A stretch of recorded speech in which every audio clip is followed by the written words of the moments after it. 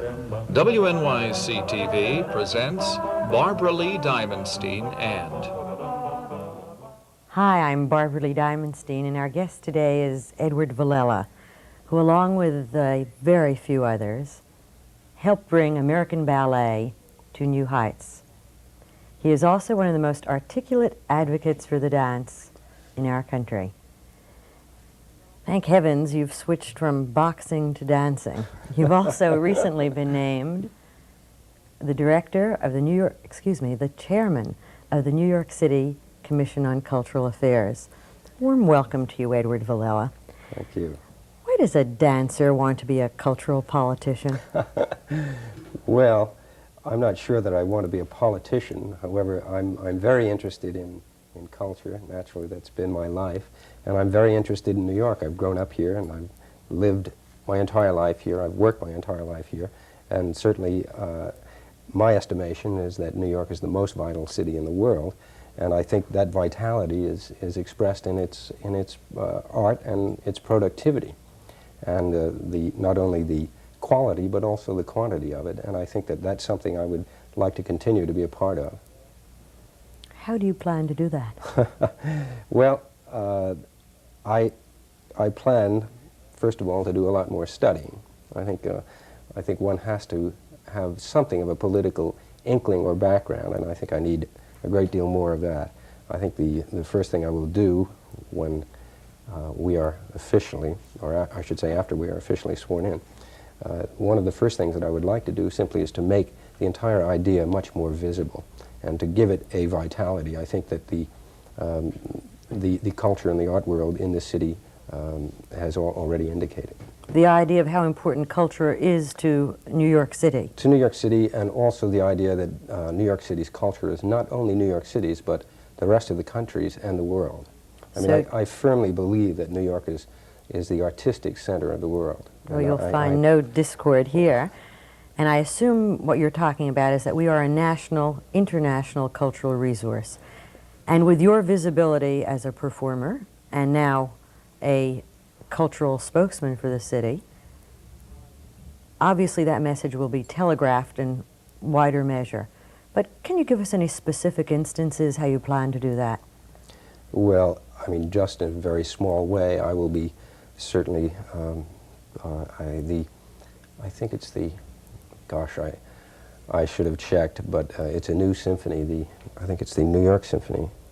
I could be totally wrong. I'm embarrassed that I don't have to know everything exactly. yet. Okay. But we have the idea. There is a new symphony in New York, and what will you do for them? Well, I will be at City Hall when there are certain ceremonies that are going on, and I will also make an appearance at their gala evening, and I have already been asked to speak at a number of functions and occasions, and so that's a very simple and small way, and that's the way I would like to start. That I think is the beginning. In my opinion, with a job as large as this, and I do take it seriously and think it's an enormous job, I think sometimes slower is faster, and I really think going back to my television background, pre-production is where it's at, and I would like to do a lot of pre-producing before we get into actual producing. At least that which the larger public is aware of. Yes. Do you see the general focus and direction of the Commission itself changing? Well, I think it will change simply by the fact that I am there, and Marty Siegel, who originated this post, certainly is a different kind of person. He is a very brilliant corporate that he is man, and he has a very, very definite manner in which he works. My approach will be, I think, a little simpler, because again, I am not that kind of corporate person. I expect I will approach this with more passion, maybe, and more emotion. Well, nobody ever accused Marty of lack of passion or commitment to the arts. Well, and I assume you don't mean that either. No, but absolutely not. A less contained, perhaps, passion. Yes, I must say that I had a couple of meetings with Marty, and he is just the most charming man, and the most delightful, well-informed person, and he has, to this point, been just a wonderful, wonderful help to me. I'm sure that will continue. Your background certainly isn't usual, either for a dancer or a cultural advocate. Why don't we start not at the beginning, but someplace along the way, you've been an engineer, a wrestler, a teacher, and now this advocate. Can you tell us about some of these incarnations? Well, let's jump to the middle somewhere. When I was 16 years old, it was decided that I should go to college and not continue dancing. My sister was the reason that I danced, and she decided that she was going to stop. And of course, when she stopped, my mother decided, well, that was that. I wasn't serious, and I would not continue. And of course, my father was delighted because he wasn't quite sure that he would like to continue introducing me as his son, the ballet dancer, you see. And under protest, I indeed stopped dancing, and I did go to college. I went to the New York State Maritime College, and I have a Bachelor of Science degree in Marine Transportation. I also won letters in baseball, and I was also the welterweight boxing champion there. And I think the most impressive thing of all your many honors that I've read was an article in Sports Illustrated that called you the very embodiment of athleticism, perhaps the finest athlete in the country. Well, am I to respond to that? I mean, are you still involved in active sports? Is that possible for a performer? Well, no, not in the world of ballet. There are very few athletic events that we can partake of, and swimming really is the single one. Tennis a little bit. Other than that, really, that's about it. And you know, every now and again I like to get involved in a little softball game or something like that, or play ball with my son, but I can't do it seriously, and I indeed miss it. I indeed miss that kind of fun. How did you transport yourself from the Maritime College to the ballet? Well, it took almost 4 years, and it took 4 years of frustration, I guess, at not being able to dance, and the transportation was really the vehicle was the frustration, and the fact that I really knew that that's what I wanted to do. And I enjoyed going to college, and I'm very happy that I went. I'm very happy that I have my degree, and my parents are very happy that I have my degree. And now I'm very happy that I decided, based on those frustrations and so on, that I would indeed do the thing, or at least try to do the thing that I felt that I loved the most, and that was to become a ballet dancer. And I decided I would give myself a chance, really give myself a good shot at it, and I calculated that I would allow myself about 5 or 6 years, and then if that didn't work, why I would look. I was trying to be realistic about it, and I thought if that didn't work, I would go on to something else and use my degree or whatever, and I'm very, very happy to say that it worked. How long after you were with the company did you become a solo performer? I was with the New York City Ballet about 2 weeks before I did my first solo performance. Within about 9 months or a year, I became a soloist, and within 2 years, I became principal dancer. Well, being a cultural advocate is not new to you either. I don't know if it is widely known, but I guess it was for close to 6 years. You served as a member of the National Endowment on the Arts. You were a council member. And according to several of the directors of the National Endowment of the Arts, your period there would be characterized as one of activism and impassioned support for the dance in America. In fact, they talked, and we look forward to it, with great interest about this expression of passion. Passion that, you know, had a direction. Your commitment as well to the treatment of artists, and I assume that occurred as a result, in part, of your own experiences in the Soviet Union. Is that accurate? Well, yes. First of all, I'd like to say that I speak and have spoken with passion for dance simply because I love it, but also because certainly when I first started, 20 years ago and even 15 years ago, dance was really it was the last rung on the cultural ladder, and we don't have a long tradition or history for dance, and especially ballet in this country, and it is something that, you know, I simply can't live without, and I can't understand why anybody else can't understand that, I guess, and that's kind of been my tact, and the thing that I noticed when I first got on the National Council was that people had there, very, very well-informed people, didn't have kind of an inside view of what the world of American ballet was really about. And What it was is like. it really about? Well, it's really about a lot of hard work. You know, it's not about 19th century romanticism, and it's not about the romantic curtain coming down and with a bouquet of flowers and going off to a lovely restaurant and being wined and dined. Yes, indeed, that does happen, but prior to that, of course, it takes 10 years to train a dancer, and it's not simply just working 5 days a week, once a day or something. It's working for 10 years, 6, 7 days a week, taking 2, 3, 4 classes in a day. And these classes are not just exercise classes. We are investigating our full physical potential. And again, that's something that's very, very exciting to me. And probably, again, what initially excited me was that I'm a person of movement. I have to move all the time. And as a child, I would never walk. I would always run. I'd never reach. I'd always jump. And when I first started in ballet, of course, I was repulsed by it. I was forced to do it. I was rather embarrassed about it. And after a while, I began to look at it differently because I suddenly realized this was much more than I had been exposed to in terms of physical activity, much more than any kind of athletic endeavor that I had been involved in. And it was something beyond not only the physical, but it became a mentally challenging thing. And I find a lot of sports are simply related to very good coordination and muscle tone, etc. But to be a ballet dancer, you have to have all of those things, but that's only the beginning. From there, you have to have certainly sensitivity, you have to have temperament, musicality, you have to have proper line and form, you have to be on a stage and take command of a stage. Not only take command of a stage, but then make a statement. Not only make a statement your own, but also the choreographers, the composers, you have to reflect the scenery, the entire theatrical idea. So it became a wonderful, wonderful challenge to me. And again, I must say that it wasn't something I anticipated as a child, but as I was growing up, I realized there was more and more. And again, that's what's exciting and wonderful about it is there is always more. There is never enough because it's an ever-expanding idea, an ever-expanding technique, and you are constantly challenged. And I find that about every 10 to 15 years, there's another level, another quality of the art.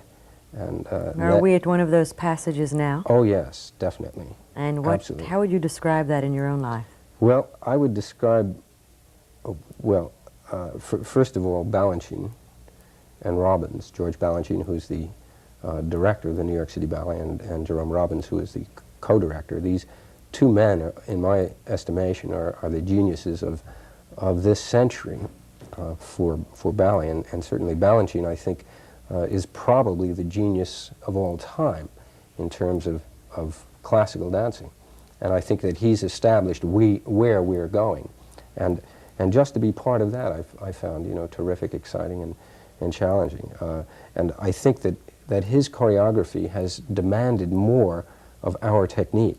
So he, by making these incredible works, has put demands on us to make us go just a little bit further each time. So the level, for instance, of the New York City Ballet over the last 20 years has just been phenomenal. I mean, the growth of that level. And now I think... Sorry.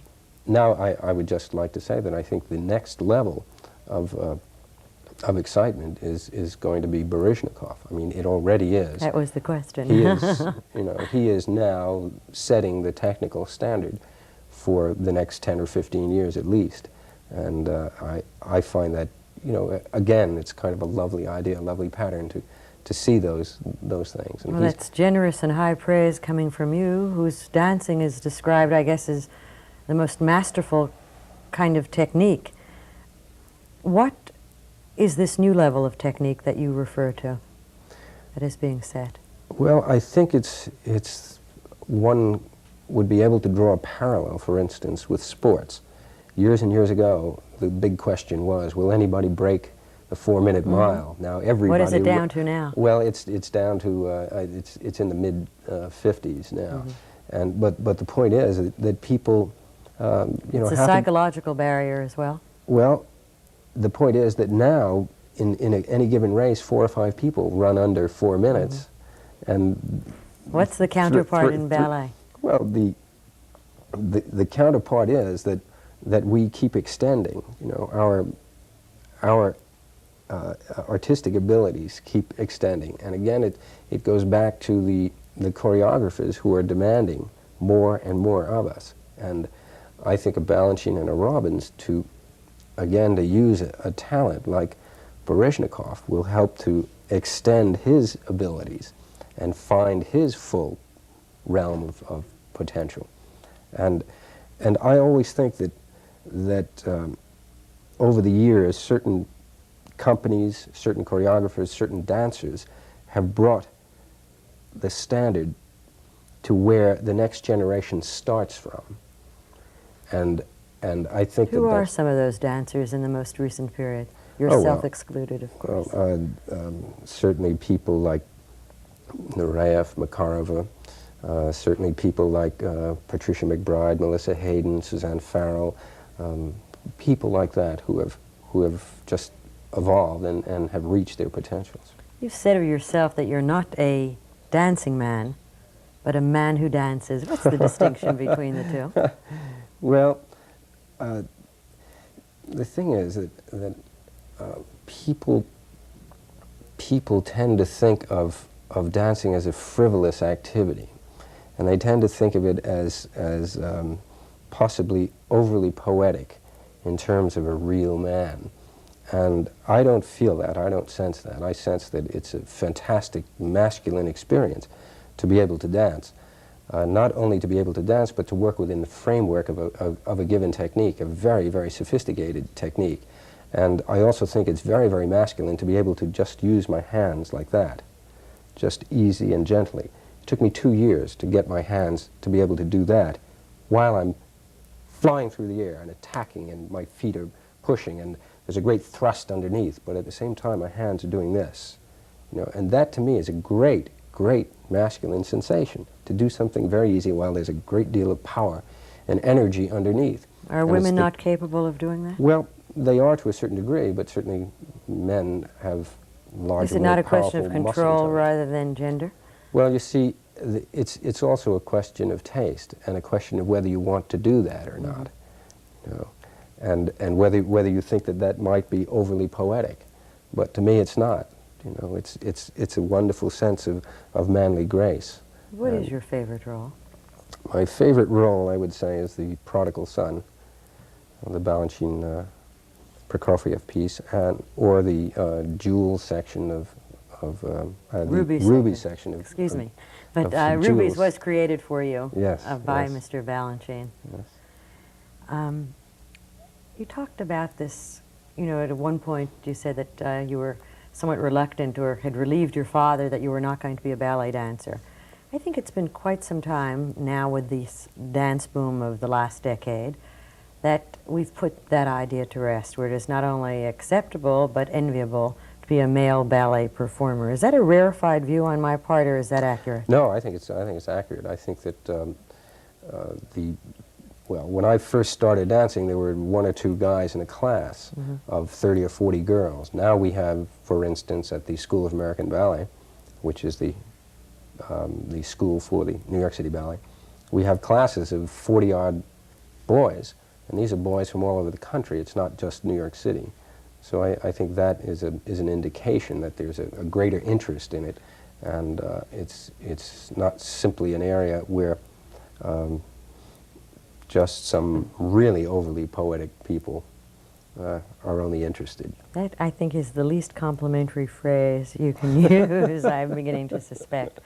You've said at other times that, and this I guess especially qualifies you for your exciting, crowded with activity, but less than enviable role as the Commissioner of Cultural Affairs because of the numbers of demands and the obviously very limited amount of funds that are available. You said that you've always been involved with organizations that needed money, and as a result you have become, in many ways, an unofficial, and I guess official spokesman for the New York City Ballet.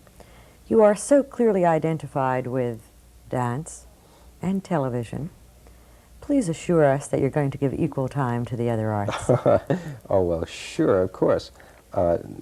dance is my passion, but also art and culture are, you know, those are the things that I live by and for. You know, they're really very, very important to me, and I have to experience them, and it's I feel as though I'm cheating myself if I miss them. You know, if I go away for 2 weeks, if I go on a cruise, or if I'm in the islands or something, I really get restless after the 4th or 5th day, and I begin to wonder, well, first of all, naturally not dancing or being that active, but I'm really missing something. I'm missing those kind of things that satisfy me, and also my life is indeed dance, but it's also eclectic. You know, I do lots of other things. Well, the dance itself involved with music, yes, and design. Yes, music and design. What are some of those other things you do? Well, I've produced 2 shows for CBS. I wrote them, choreographed them, produced them, danced in them.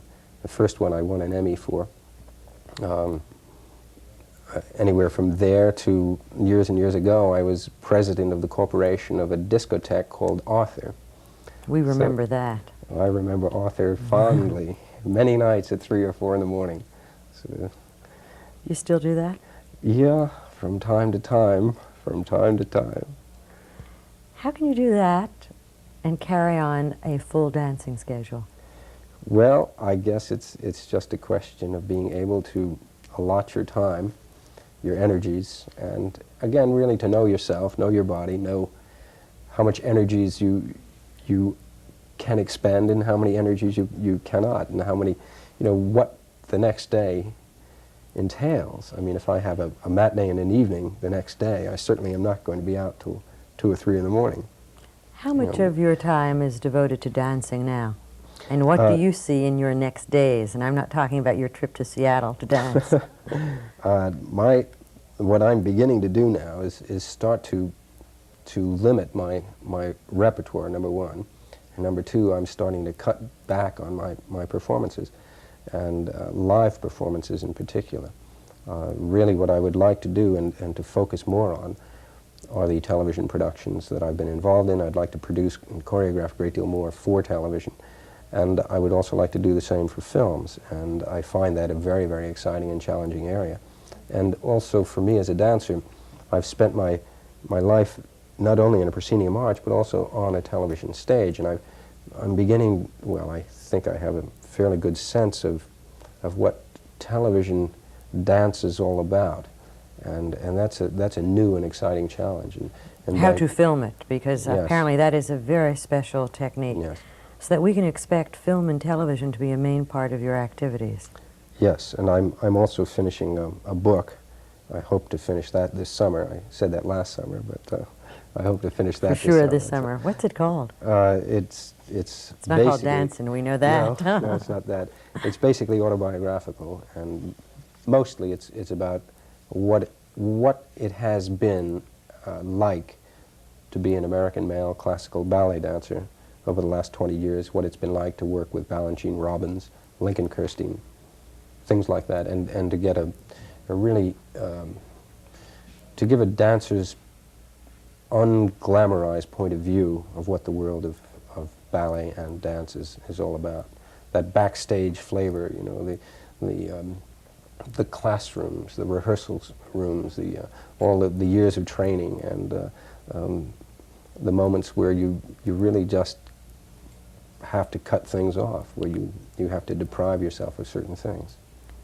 Would you advise a young man or a young woman to have ballet as a career? Oh, sure. But I would say to look at it realistically, and that is, well, I guess it's like anything else, whether it's in a super artistic area or whether it's business. I mean, there are very few people who will become principal dancers. There will be few people who will become international stars. And I think that the important thing is to look at oneself. I mean, we have to look at our proportions, we have to look at our natural abilities to move, the quality of our movement, and I think basically to be realistic. And usually by the time one is 17 or so, you have a fairly good indication, if you're willing to face it, whether you will make it. And by that I mean pass the corps de ballet. Certainly one's goal should not only be the corps de ballet. That's Everyone can't be a principal dancer. no. Well, that's the thing. I think that everybody has to look at things realistically, and a lot of dancers become very frustrated, and I think that once they realize they're not going to be a swan queen or a prince, they get very, very discouraged and depressed. And my feeling is that one should do it certainly with ambition, but also for one's own satisfaction, to satisfy oneself and to be involved in it for that reason primarily. How do you interest young children in dance? Traditionally, I guess the Nutcracker Suite was the ballet for children. But Anna Kisselgoff, the dance critic of the New York Times, says that's a good children's show, but not necessarily a good ballet. Do you agree with that appraisal? Well, I think it's a very good introduction for kids to ballet. And as far as a ballet goes, the first act is mostly mime, and there's very little dancing in it. But That's it's a right. charming spectacle, and it's perfect for that holiday. Big, wonderful tree that grows on stage, and it's filled with children. Not too poetic. No, not at all. She recommends Petrushka and Coppelia. Well, I think those are excellent choices, and certainly Coppelia has our production of the New York City Ballet's production of Coppelia, which was done for PBS a little while ago, has I think it's 24 children. So it's a wonderful story ballet. It's full of toys, and it's full of dancing children as well. And I think kids can easily relate to that. And it's a lovely, sweet, romantic piece. So I would definitely agree with her that Coppelia, in particular, is an excellent introduction for kids. And this has been a wonderful introduction to Edward Villella, our new chairman of the New York City Cultural Affairs Commission, whose life has always been filled, obviously, with adventure and activity. And we look forward with high hopes to your execution of this important new role. I'm Barbaralee Diamonstein, and thank you, audience, for being with us, too.